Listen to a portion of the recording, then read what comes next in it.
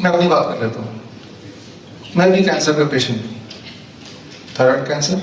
धन्यवाद honourable Mahavir ji, Guru ji, Praful ji and my dear friends. ये बड़ी अच्छी सोच है लोगों को जागरूक करना कैंसर के लिए, क्योंकि आप देख ही रहे हैं कि ये टाइम पे जैसे खांसी जुकाम बुखार होता था, आज की तारीख में उतना ही ज़्यादा प्रोग्रेसिव कैंसर होता जा रहा है। स्टीव जॉब्स, आप में से कई लोग उनका फ़ोन यूज़ कर रहे हैं, आज ही के दिन डेथ हुई थी 2011 में पैनक्रियाटिक कैंसर से। खैर, अभी बात कर लेते हैं जो जिंदा है। मैं अपनी बात कर लेता हूँ। मैं भी कैंसर का पेशेंट हूँ, थायराइड कैंसर। कब से? अभी मैं 52 ईयर्स मेरी उम्र है। जब मेरी उम्र 50 साल की हुई, तो मेरी उम्र 50 साल की होने से 2 महीने पहले मैंने एक किताब निकाली। उसके लिए काफ़ी रिसर्च किया मैंने, रैबिट ऑटस मॉडल फॉर कैंसर किया, और रिसर्च मैंने पाया कि 50 साल से ऊपर के किसी भी इंसान को कि थायराइड में अगर हम बायोप्सी करें, मोस्ट लाइकली उसको कैंसर मिलेगा।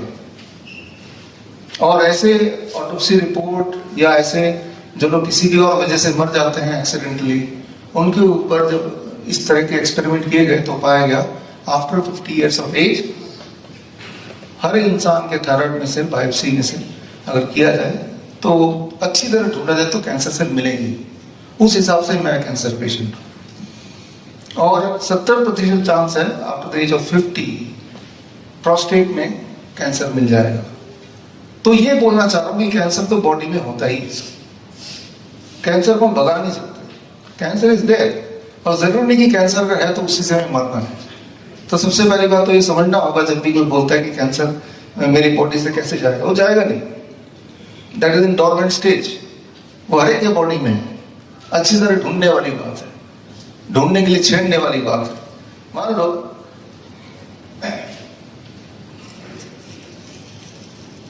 ये कैंसर का मॉडल अगर देखते हैं, इसमें थोड़ा पानी डाला।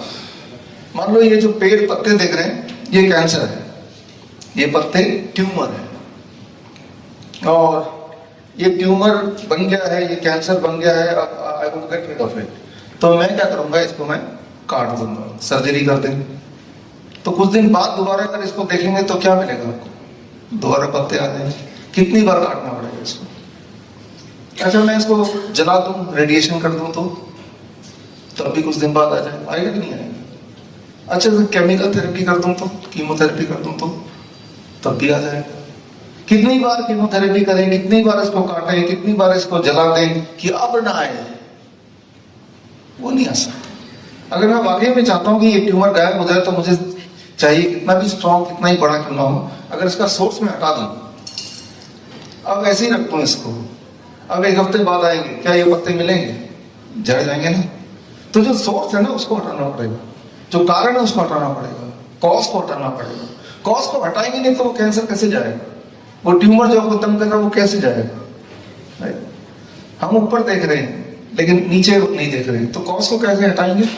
बहुत ही आसान है, डोंट ईट आफ्टर सनसेट। सूर्य से खाओ मत, आज खा सकते हैं अगर इन्होंने कोई डिनर रखा है तो, कभी कभी चीट मुझे खाएगा।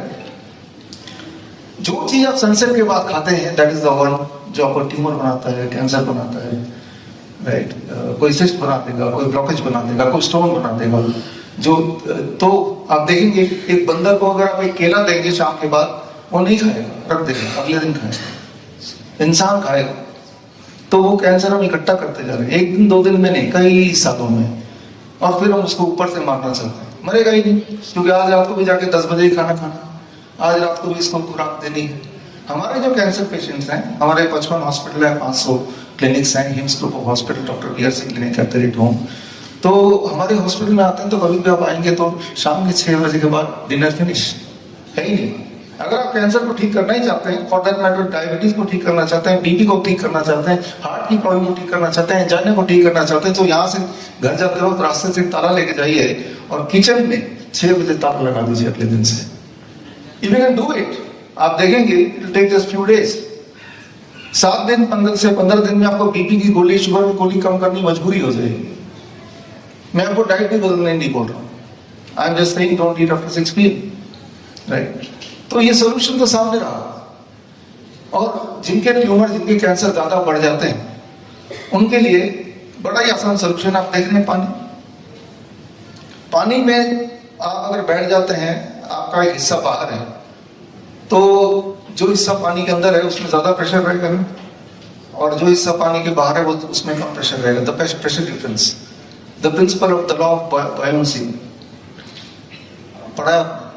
मैं इंजीनियरिंग का छात्र हूँ, उसके बाद मैंने डॉक्टरेट किया है on chronic kidney disease, that is honorary doctorate, और वो इसी प्रिंसिपल पे आधारित है कि अगर एक इंसान को पानी में बिठा दिया जाए, यहाँ तक पानी हो, तो जो प्रेशर डिफरेंस बनता है, और अगर वो पानी गर्म हो, 40 डिग्री सेल्सियस टेम्परेचर उसका, 40 डिग्री सेल्सियस, तो the skin becomes the third kidney. जो चीजें बॉडी से बाहर निकल नहीं पा रही हैं, चाहे वो एक्स्ट्रा क्रिएटिनिन हो, चाहे वो एक्स्ट्रा सोडियम हो, पोटेशियम हो, या शुगर ही क्यों ना हो, वो स्किन से वो निकलता है। आप पसीने का एक बूंद लीजिए, अपने पेशाब का बूंद लीजिए, दोनों को टेस्ट करेंगे तो दोनों में सिमिलर चीज मिलेगी। दोनों में क्रिएटिनिन मिलेगा, दोनों में प्रोटीन मिलेगा, दोनों में शुगर मिलेगा, सोडियम, पोटेशियम, सब कुछ मिलेगा। तो आपका जो पसीना है वो भी उसी तरह से निकलता है जैसे आपका पेशाब बनता है। फर्क सिर्फ इतना है कि पेशाब किडनी बनाती है और पसीना स्किन बनाता है, द थर्ड किडनी। मेडिकली से थर्ड किडनी बोलते हैं, right? It is the third kidney. और यही हम करते हैं अपने कैंसर पेशेंट के साथ। उनको पानी में बिठाया जाता है, गर्म पानी में बिठाया जाता है, बिल्कुल गर्म पानी में, और यहाँ तक पानी या फिर यहाँ तक पानी बेस्ड ऑन कि उनका सिम्टम्स क्या है, उनका ट्यूमर कहाँ पे है, उनका सिस्ट कहाँ पे है, किस तरह का कैंसर है, ऐसे करते हैं। और साथ में the DIP diet, very very simple. ऐसा कोई चीज उनको तो ही नहीं जिससे ट्यूमर को ग्रोथ मिले। Lot of fruits and vegetable, DIP diet, वो आपको वैसे भी गूगल में मिल जाएगा। इन्होंने तो 15 मिनट का टाइम दिया, तो DIP डाइट एक्सप्लेन नहीं कर रहा हूँ। ये बुक है मेरे पास, ये बुक विश्वरूप.com/कैंसर अवेयरनेस में जाएंगे तो पूरा डाइट मिल जाएगा आपको। तो एक उदाहरण देके उसको खत्म करता हूँ, आपको समझ आएगी बात। 8 फरवरी की बात है, इसी साल की बात है। बुक फेयर में मेरी किताब की रिलीज थी, और एक कपल आए अपने बच्चे के साथ, 2 साल की बच्ची रो रही थी बहुत ज्यादा। फिर सामने आ गए और पता चला कि यहाँ पे एक स्टोमा बैग लगा हुआ है बच्चे का। स्टोमा बैग यानी कि पॉलिथीन की थैली, और सारा जो स्टूल है वहीं पे जाता है।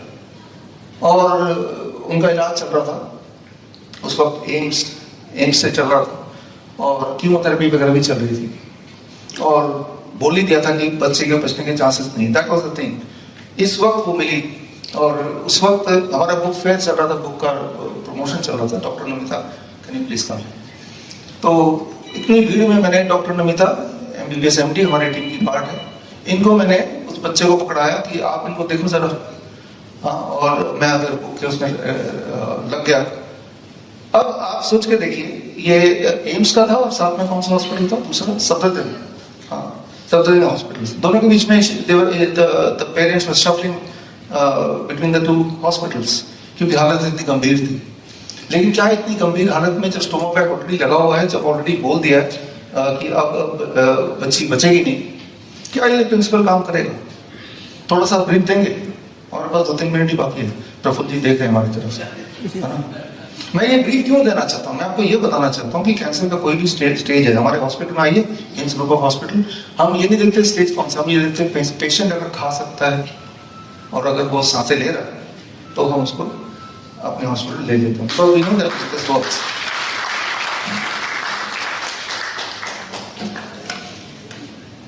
तो बेसिकली 2.5 साल का बच्चा था, और उसको कैलकाटा में उसको बोला कि ऑपरेशन कराने के लिए, कैंसर का टेराटोमा था उसके, तो उसने ऑपरेशन करा लिया। उसके बाद उसको कीमोथेरेपी के लिए बोला गया, तो वो उसके कुछ जानने वाले दिल्ली में थे, तो वो सफदरजंग और एम्स में आ गया था, यहाँ पर वो कीमोथेरेपी करा रहा था अपनी।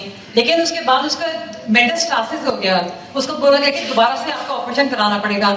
मगर मीनवाइल वो डॉक्टर BRT के उसने वीडियोस देखा, DIP डाइट शुरू किया, तो उसको इतना रिजल्ट मिला, तो हमारे पास टकराया। फिर जब बुक फेयर का इनॉग्रेशन था, तो तब उसने हमको फॉलो करना शुरू करा, और उसके बाद उसको कोई कीमोथेरेपी उसने नहीं कराई। हमने बोला सबसे पहले तो एलोपैथी डॉक्टर के पास जाना बंद करो, तो उसने बंद किया। वो कलकत्ता वापस चला गया, और वहां पर उसका सारे टेस्ट हुए। उसके 2-3 महीने के बाद ही हम लोग उसको ट्रीटमेंट दिया, टेस्ट उसके नॉर्मल आए, और उसका स्टोमा बैग रिमूव हो गया।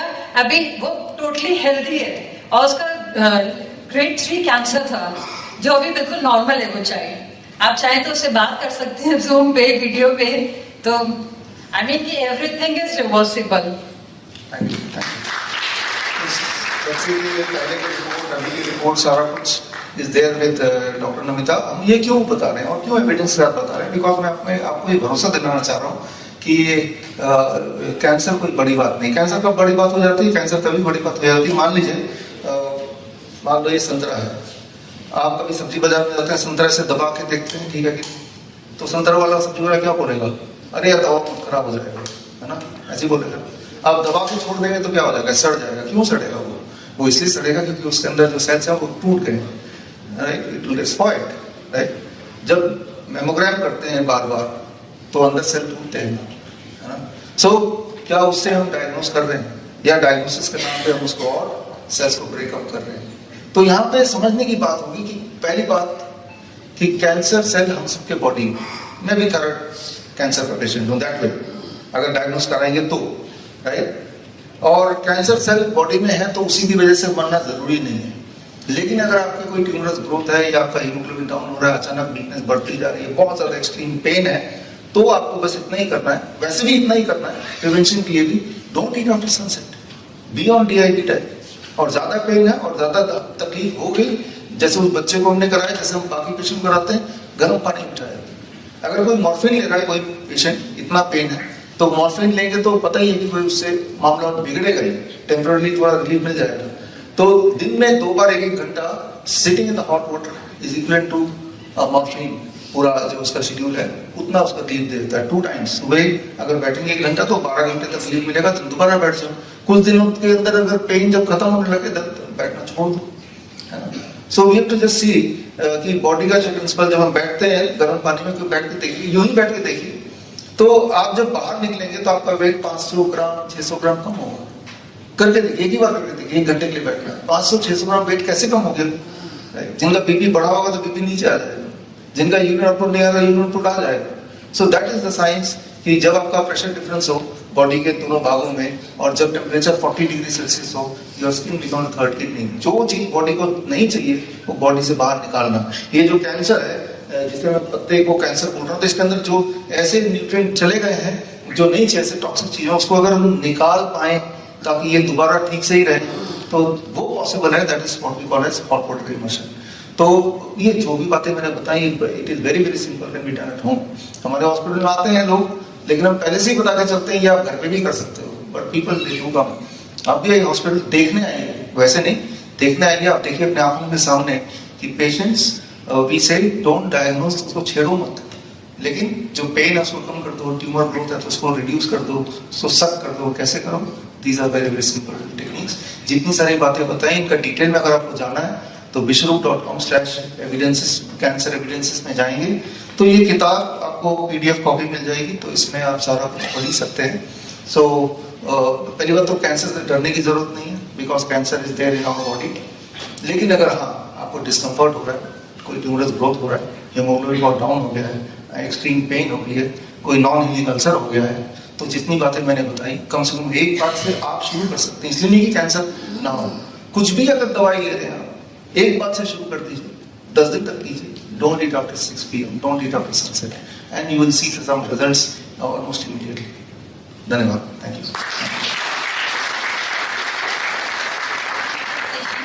ऑनलाइन है, अगर कोई से बात करना चाहता है, ही इज अवेलेबल। कोई भी क्वेश्चन आंसर्स पूछने हैं। 3 महीने पहले इसकी बेटी को 3rd ग्रेड ऑफ कैंसर था और आज वो टोटली फ्री है। हाँ, दिव्य प्रिया, वो 2.5 साल की बच्ची है ना। तो ये हम क्यों दिखा रहे हैं? बिकॉज हम आपको ये कॉन्फिडेंस दिला करते हैं कि कैंसर कोई बड़ी बात नहीं, अगर हम जो भी मैंने बताया वो करेंगे तो, और ये सारा कुछ घर पे कर सकते हैं। कोई से बात करना चाहता है। धन्यवाद। बड़ी से बड़ी बीमारी का आसान से आसान इलाज घर बैठे ही हो सकता है। अधिक जानकारी के लिए कांटेक्ट करें nearest doctor BRC clinic @home।